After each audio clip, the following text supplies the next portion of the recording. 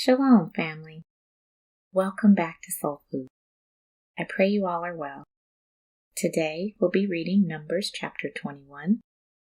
I want to remind you that our Adonai Yahusha said, "Blessed are they that hear the word of Yah and keep it."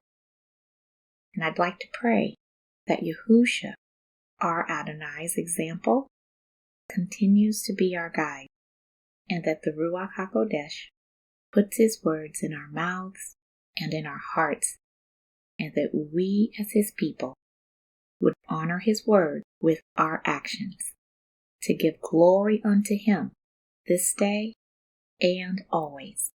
With that, here we go. And when King Arad the Canaanite, which dwelt in the south, heard tell that Israel came by the way of spies, then he fought against Israel, and took some of them prisoners. And Israel vowed a vow unto Yahuwah, and said, "If thou wilt indeed deliver this people into my hand, then I will utterly destroy their cities."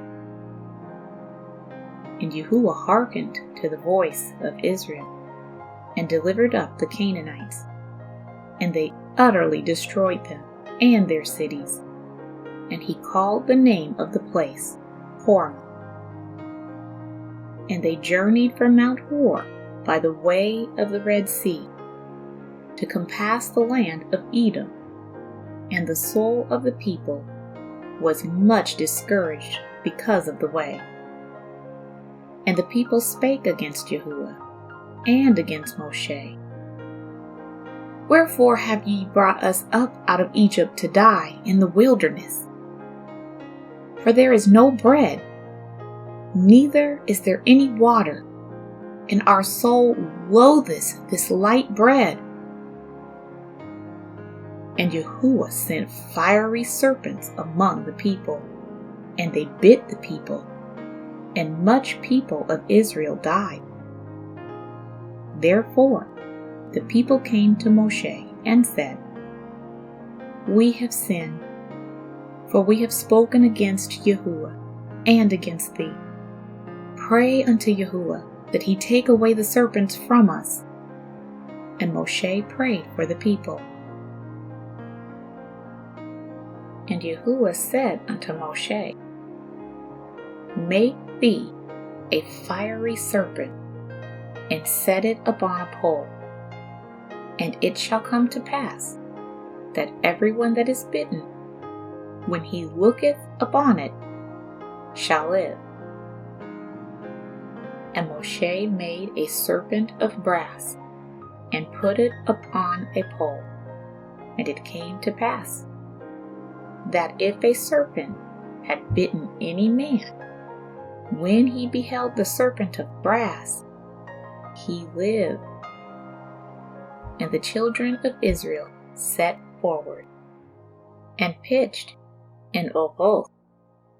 And they journeyed from Ovoth, and pitched at Ai Havarim, in the wilderness, which is before Moab, toward the sunrising. From thence they removed, and pitched in the valley of Zarid.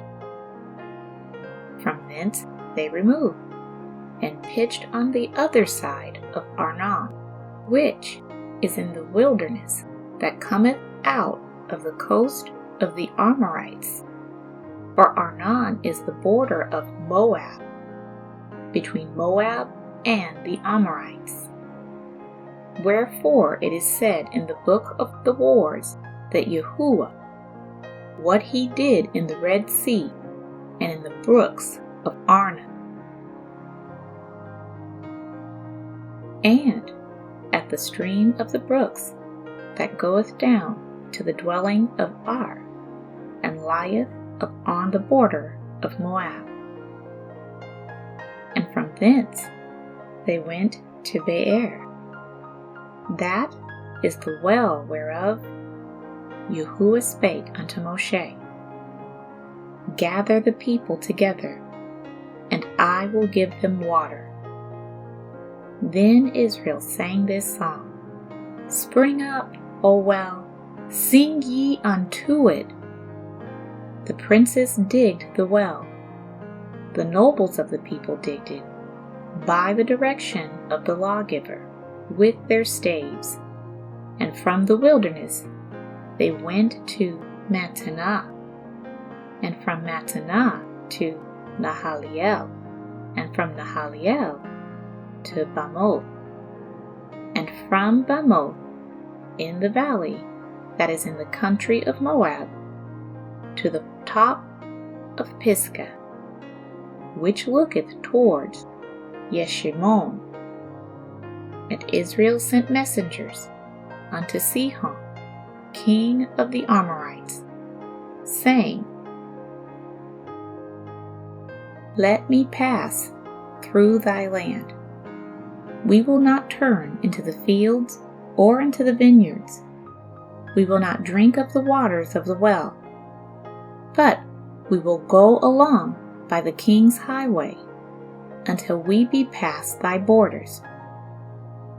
And Sihon would not suffer Israel to pass through his border. But Sihon gathered all his people together and went out against Israel into the wilderness. And he came to Yahaz and fought against Israel.